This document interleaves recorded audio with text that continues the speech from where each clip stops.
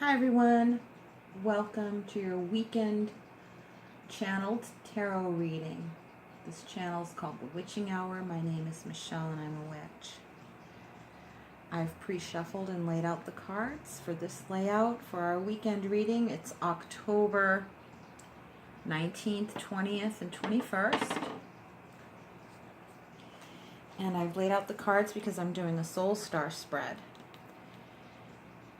So thanks for joining me. Thanks for all your likes, shares, and subscribes, your comments especially, because they really keep me going.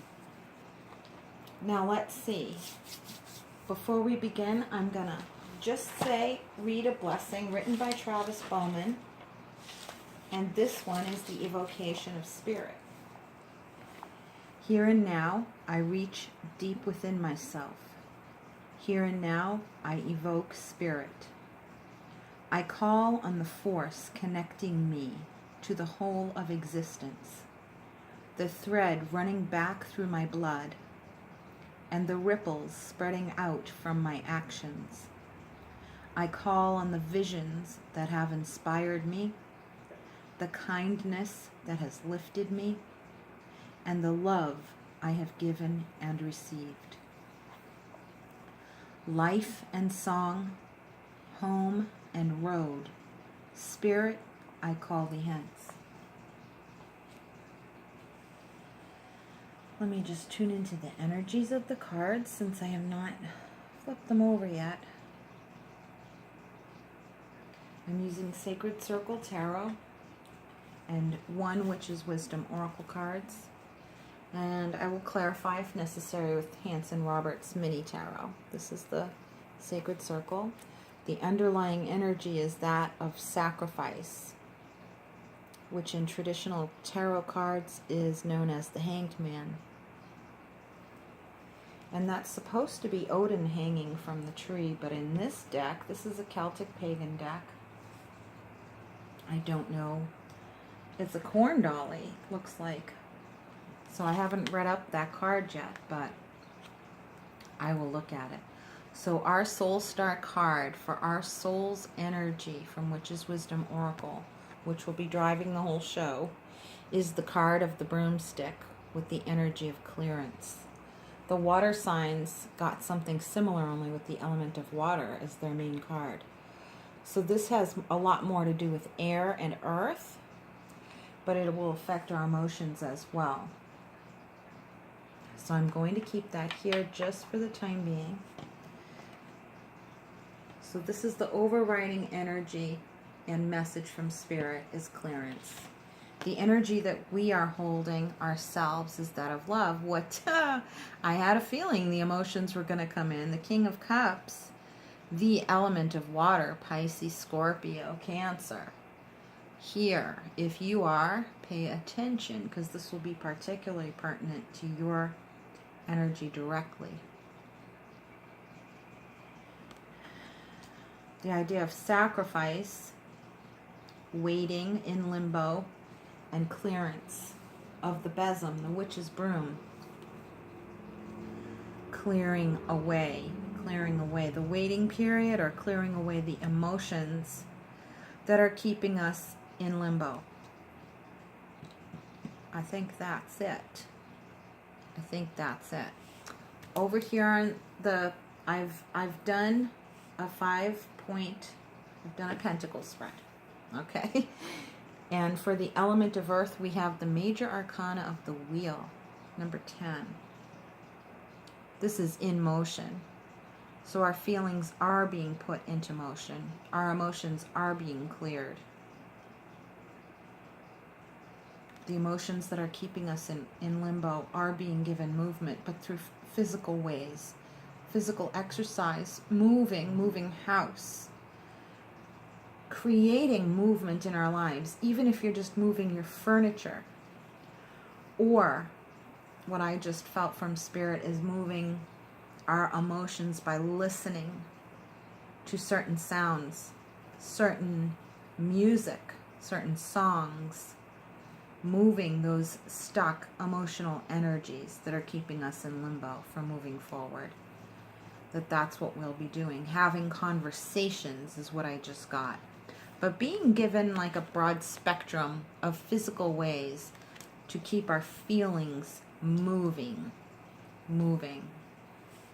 And in order to do that, what I'm getting is we kind of have to interact with our feelings and not ignore them, but not necessarily sit with them and remain unmoving. We have to kind of keep it going. Do something that puts us on our feet, puts us in motion, which puts our feelings in motions, and to not cover up our feelings with action. Not to cover up our feelings with action, but to use action to get our feelings stirred and keep them going and clear them out. I think this will clear out the thoughts that create feelings. The thoughts that create feelings that keep us stuck.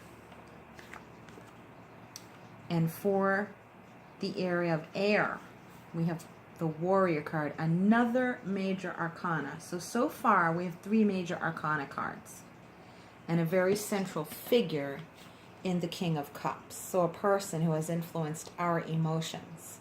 Male figures that have influenced our emotions for good or bad, in beneficial or harmful ways, that we have to really stir ourselves to feel inspired. It's going to take strength. The Warrior card, and being in the area of air, this is talking about cultivating stronger thoughts, cultivating thoughts that protect us, not defensiveness, not defensive thoughts, but defensive in the passive way, that they are thoughts that protect us, that provide a good defense of self-protection in our thoughts, that we may have to cancel out the thoughts that have been placed there energetically, emotionally, by possibly father figures or male, centrally male figures in our lives, or that are disrupting our connection to the important male people in our lives.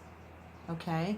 So the thoughts don't have to have been put there by male energy only. It could pertain to those of us, any of us who are looking at our emotions in a relationship being blocked. If your partner is male, then it could be that our emotions, these are our emotions, this is the energy of our soul, but what's being depicted could be the feelings between us and another male that are being disrupted, and those feelings need to be cleared and moved.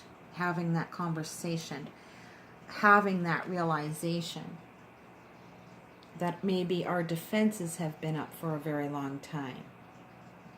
Maybe our defenses have been up.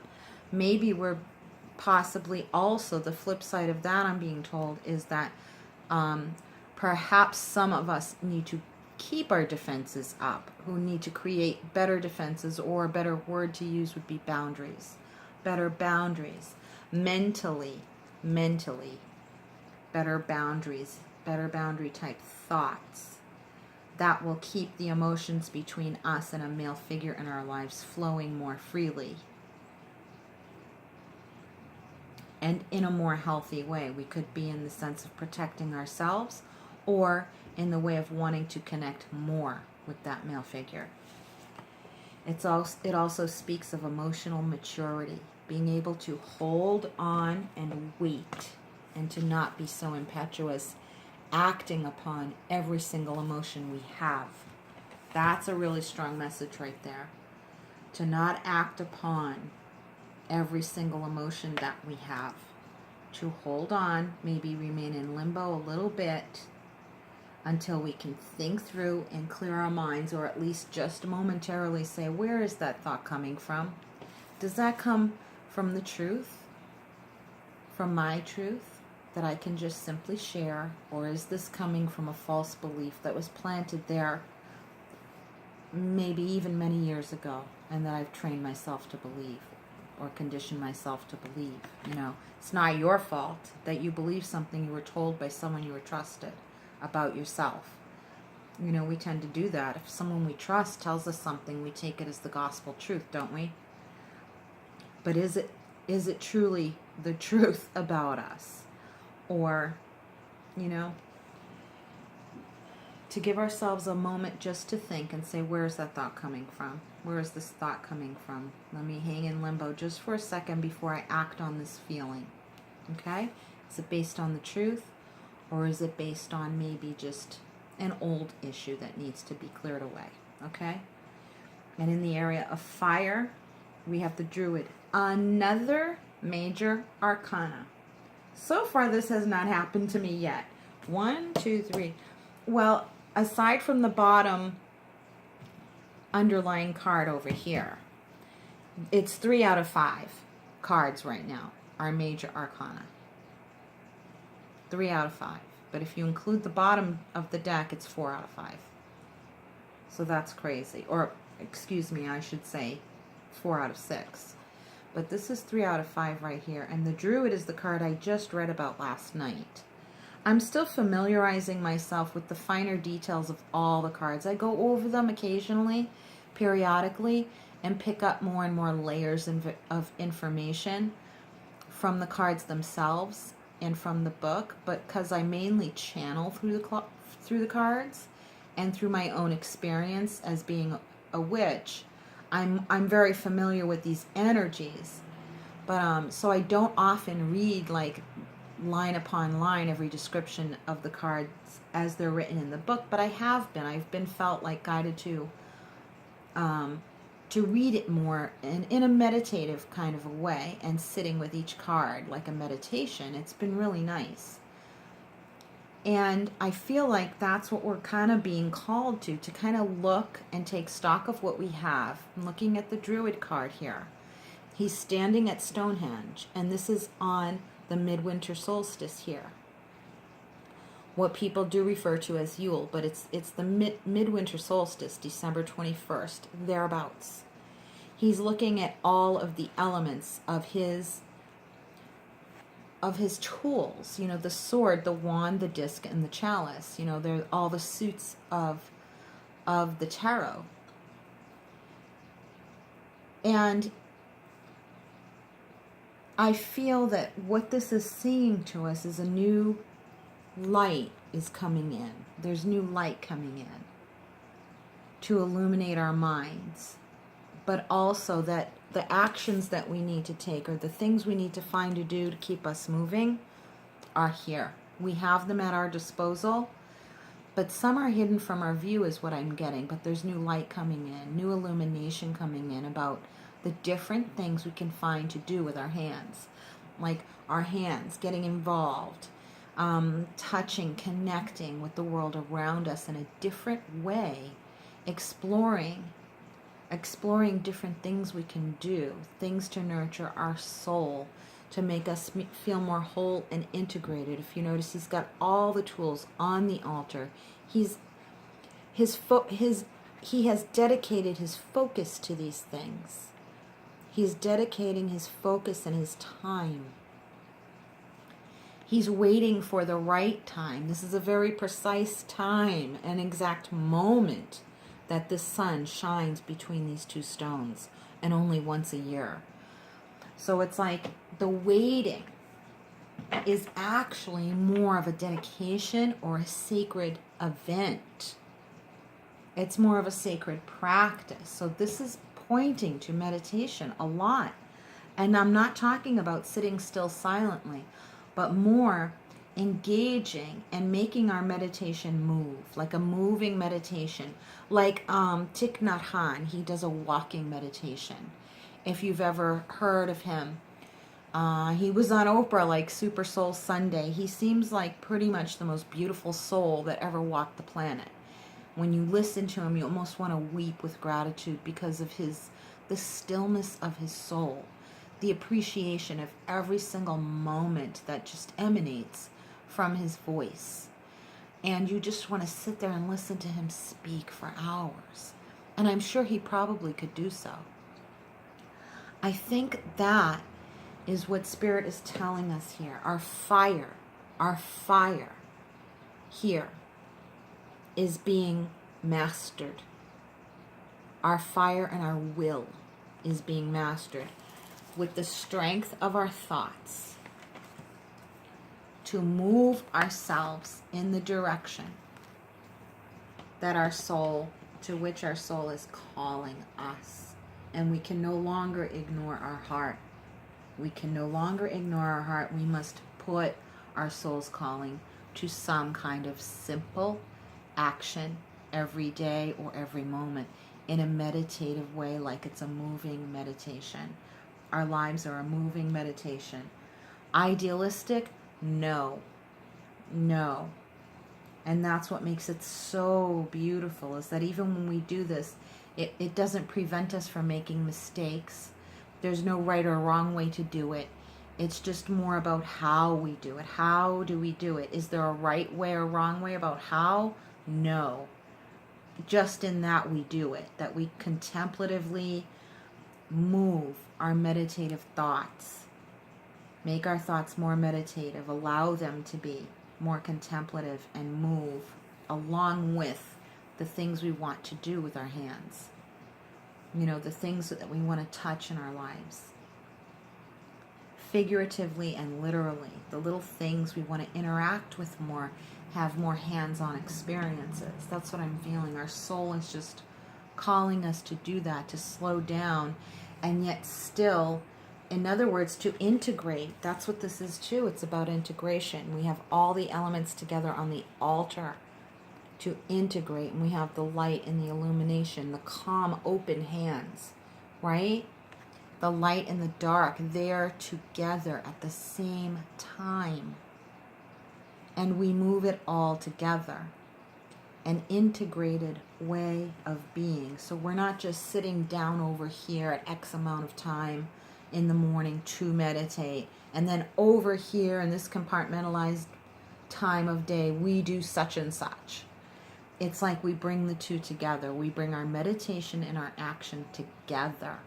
And our life can become a walking or moving meditation. That's what this reading is talking about. It's our soul star. It's what our soul is calling us to do. That's really beautiful. Here for water, we have diplomacy and the Seven of Swords. This is about the fourth time this card has come up. Where our hearts are fooling us, where our thoughts have fooled our feelings, where we believe, where our feelings are based on false beliefs or missing information. Stolen aspects of our soul are now reaching our feelings, and we can no longer abide by those wavelengths of frequency that are in our emotions anymore. We just can't do it. We can't hold that energy any longer. It's like a thief in the night is what I'm hearing. You know, our thoughts stealing our feelings, are the false thoughts. It's not our thoughts. They were planted there. They grew there in fertile soil. We believe things when we hear from people that we trust, and they might not intentionally, might not even be people that we know and trust, and not everyone is doing this deliberately to us.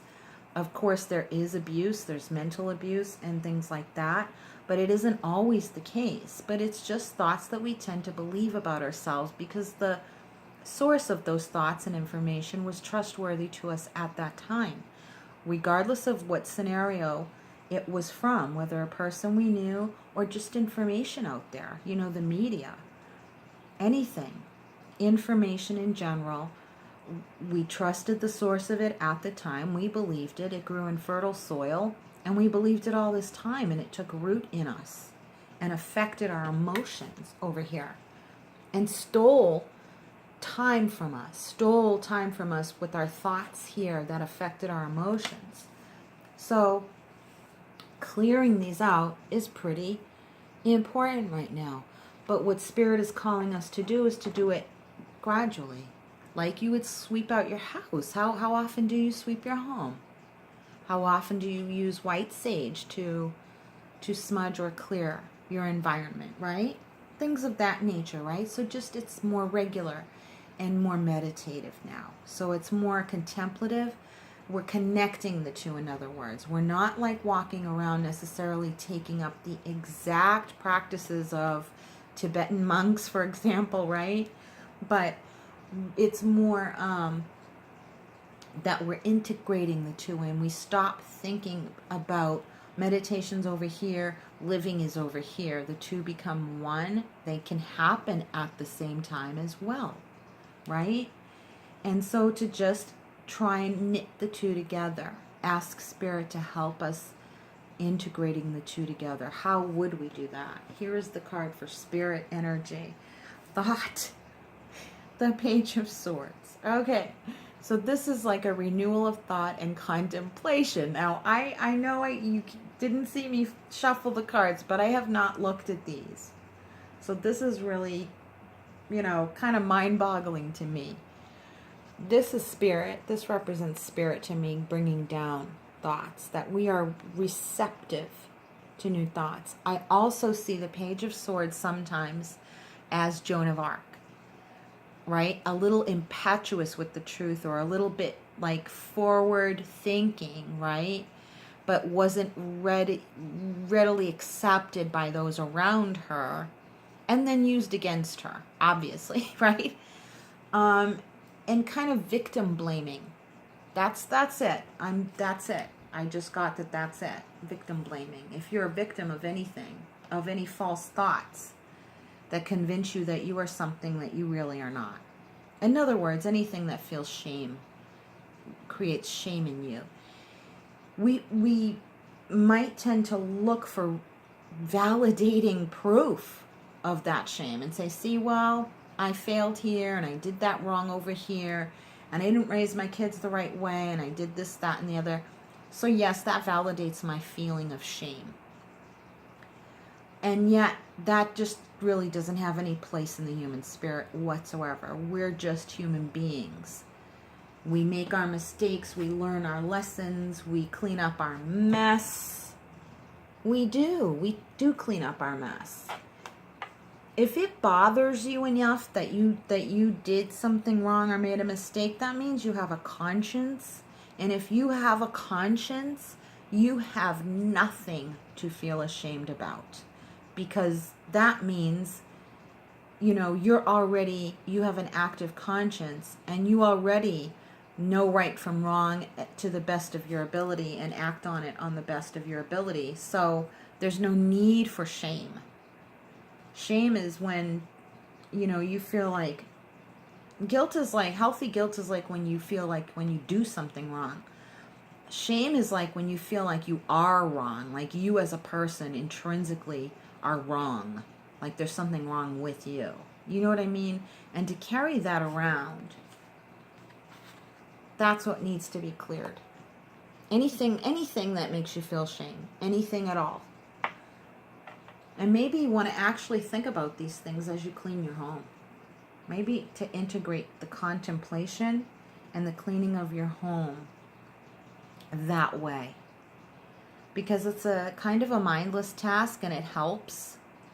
It helps like when you're doing dishes or sweeping or vacuuming or scrubbing or dusting. When you clean, your mind can just, go, and you can have some maybe instrumental music in the background to help the energy flow better. Smudge the house as you're doing this. Maybe burn a little white sage if you want to. Anything like that. I'm just offering suggestions, food for thought. I'm not giving you advice on what to do. But if you wanted to take the ideas implemented here on this altar, so to speak, which kind of looks like this right now, it's like create that space for yourself to move the energy, to clear the thoughts that influence your feelings. The thoughts that have stolen time and energy from you and made you feel any sense of shame whatsoever.